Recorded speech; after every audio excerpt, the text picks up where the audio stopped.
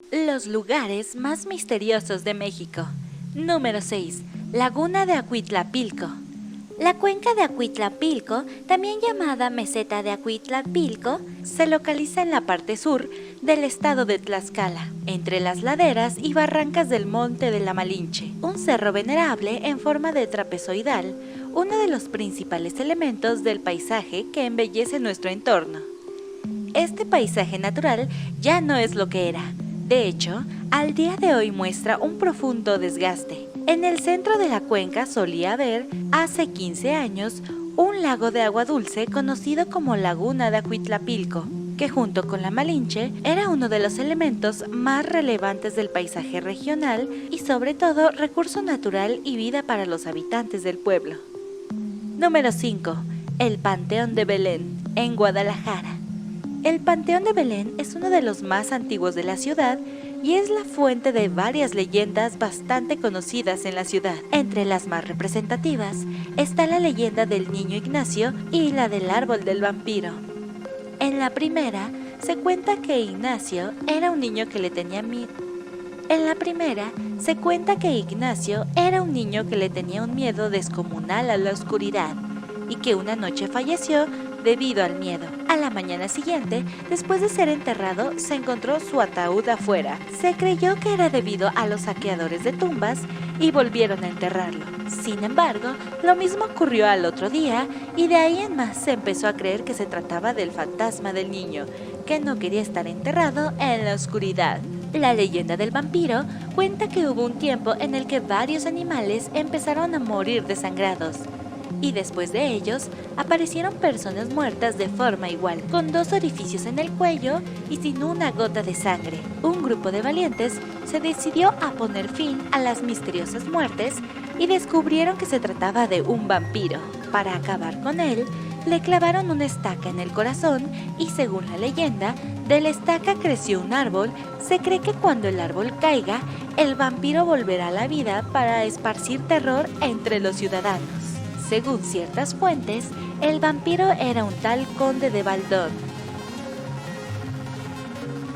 Número 4. La Casa de la Hiena en Querétaro. Una casa embrujada donde sucedió un terrible crimen. Todo comienza con Claudia Mijangos. La hiena de Querétaro asesinó a apuñaladas a sus hijos, 2 niñas de 11 y 9 años y un niño de 6. El fisilicio ocurrió durante la madrugada dentro de una casa en una colonia de clase media en la ciudad de Querétaro. Los peritos indicaron que fueron al menos 3 horas las que duró el ataque contra los menores.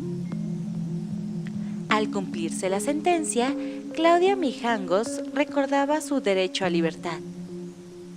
Número 3. Casa de la tía Toña en Ciudad de México. Risas de niños, llantos de una mujer o sombras que se mueven entre los árboles son algunos de los acontecimientos paranormales que, según un artículo, tienen lugar en esta casona ubicada en la 3ª sección del bosque de Chapultepec. El misterio de esta casa se remonta a una solitaria señora que daba refugio a los niños más pobres de la ciudad. Sin embargo, estos no hacían más que fastidiarla. Un día, cansada de esta actitud, mató a todos los niños arrojando sus cuerpos al río y acabó por suicidarse. Número 2. Callejón del Diablo en Ciudad de México.